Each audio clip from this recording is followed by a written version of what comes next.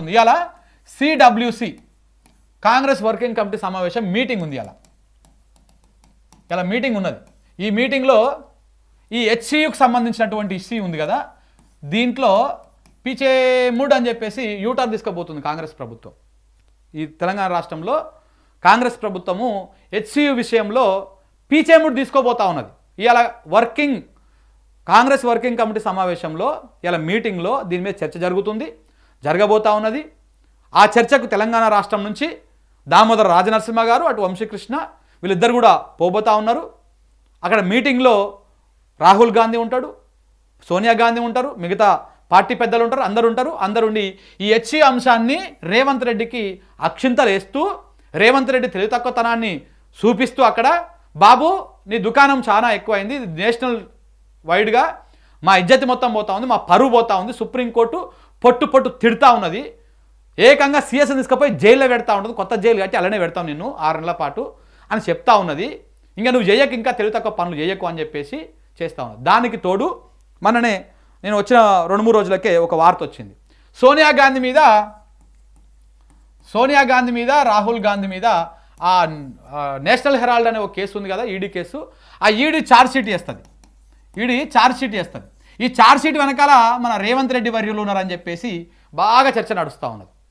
రేవంత్ రెడ్డి గారు ఉన్నారని చెప్పేసి చర్చ నడుస్తూ ఉన్నది. ఎందుకు ఉన్నారు అంటే, ఇగో ఇట్లా రేవంత్ రెడ్డి పదవి పీకేస్తందుకు, సీఎం పదవి వీకేస్తందుకు రాహుల్ గాంధీ వీళ్ళందరూ కూడా సమాయత్తం అవుతున్నారు. నన్ను వీకేస్తావా నువ్వు అని చెప్పేసి ఈ రేవంత్ రెడ్డి ఏం చేస్తున్నంటే, చంద్రబాబు నాయుడు ఎట్లాగా ఆయన గురువేనా, చంద్రబాబు నాయుడు ఇప్పుడు మోడీతో ఎట్లా మిలాఖత్లోనే ఉన్నాడా బీజేపీ తోటి.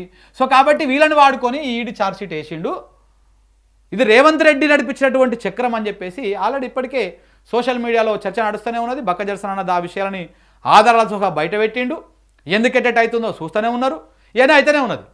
రేవంత్ రెడ్డి ఇగో వీళ్ళకు ఏకంగా సోనియా గాంధీ రాహుల్ గాంధీకే ఎర్త్ పెట్టి కూస్తున్నాడు.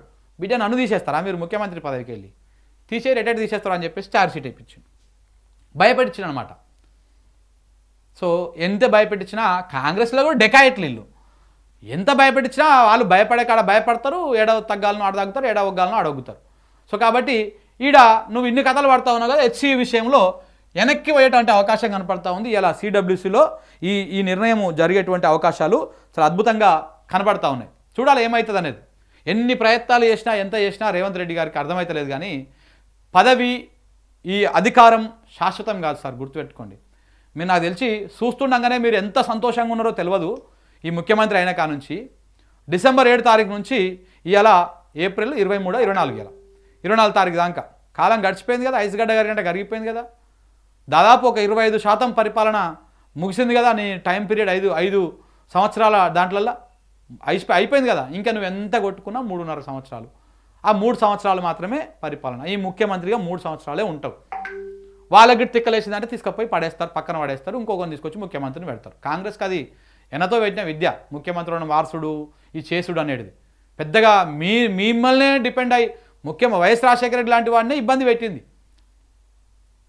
సో కాబట్టి మీరు పెద్దగా అదేం కాదు. అందుకే రేవంత్ రెడ్డి చాలా తెలివిగా ఇటు చంద్రబాబు నాయుడుని, ఇటు మోడీని అన్నిట్లని సమానంగా బ్యాలెన్స్ చేస్తూ ఉన్నాడు.